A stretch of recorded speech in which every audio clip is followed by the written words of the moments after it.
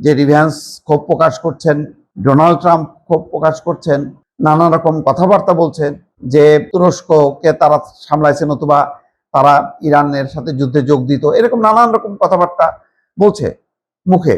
কিন্তু যেই মাত্র একটা হামলা করেছে, মানলাম তেহরানই করেছে, তারপরে সাথে সাথে তার উত্তর দিতে হবে। তো সেই উত্তরটা কেন ইসরায়েলের বিরুদ্ধে দিচ্ছে না আমেরিকা? দর্শক, আবার সেই পাল্টাপাল্টি হামলা শুরু হয়েছে ইরান এবং আমেরিকার মধ্যে। আমেরিকা ইরানের কয়েকটি সামরিক স্থাপনা লক্ষ্য করে যেমন হামলা চালিয়েছে, তেমনি উপসাগরীয় অঞ্চলে মার্কিন কিছু স্থাপনায় ইরানও পাল্টা হামলা চালিয়েছে। কেন এই ঘটনা? ঘটনা হলো, দুদিন আগে হরমুজ প্রণালীতে একটি বাণিজ্যিক জাহাজে হামলা চালানো হয়। এই হামলার জন্য তেহরান দায়ী বলে যুক্তরাষ্ট্রের পক্ষ থেকে বলা হয়েছে, যদিও তেহরান এই হামলার দায় স্বীকার করেনি। সিঙ্গাপুরের একটি বাণিজ্যিক জাহাজে এই হামলা চালানোর পর কিছু সময় একটা থমথমে পরিস্থিতি বিরাজ করছিল। তখন বোঝা যাচ্ছিল যে কিছু একটা ঘটবে, এবং ঘটেছেও তাই। যুক্তরাষ্ট্র হামলা চালিয়েছে হঠাৎ করেই ইরানের কয়েকটি স্থাপনায়।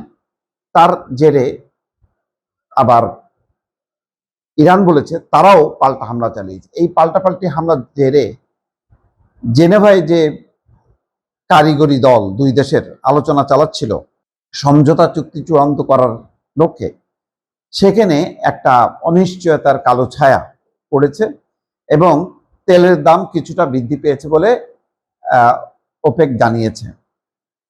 পরিস্থিতিটা বোঝা যাচ্ছে না কেনই বা ইরান হামলা চালালো বাণিজ্যিক জাহাজে।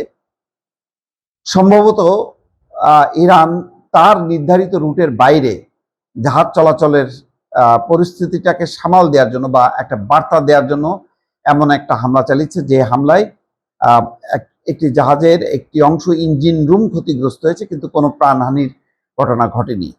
এটা একটা হালকা মাত্রার হামলা হলেও ডোনাল্ড ট্রাম্প বলছে এটা বোকামিপূর্ণ চুক্তির লঙ্ঘন হিসাবে আখ্যায়িত করেছে, এবং তার জবাব হিসাবে ইরানের সামরিক স্থাপনায় হামলা চালিয়েছে। তার মানে যুক্তরাষ্ট্র এই যে ইসরায়েল যুদ্ধবিরতি লঙ্ঘন করে, চুক্তির লঙ্ঘন করে, সমঝোতা চুক্তিকে বাইপাস করে ধারাবাহিকভাবে যে প্রতিদিন লেবাননে হামলা চালিয়ে যাচ্ছে, এটার ব্যাপারে ক্ষুব্ধ না।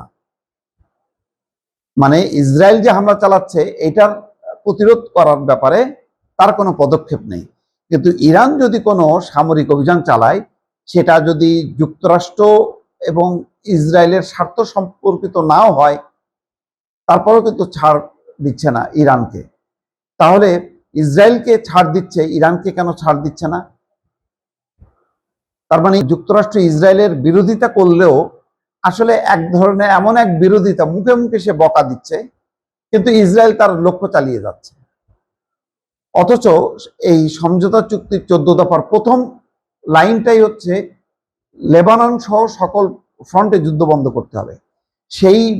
সেটাকে ইসরায়েল একটা দিনের জন্য মান্য করেনি। সেখানে তাদের কোনো মানে নাই, মুখে মুখে আছে।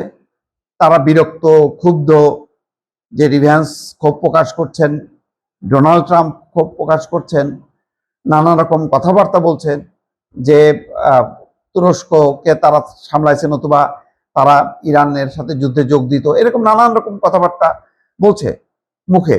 কিন্তু যেই মাত্র একটা হামলা করেছে, মানলাম তেহরানই করেছে, তেহরান যদি এখনো স্বীকার করেনি, মানলাম তেহরানই করেছে, তারপরে সাথে সাথে তার উত্তর দিতে হবে। তো সেই উত্তরটা কেন ইসরায়েলের বিরুদ্ধে দিচ্ছে না আমেরিকা? এই প্রশ্ন থেকেই যায়।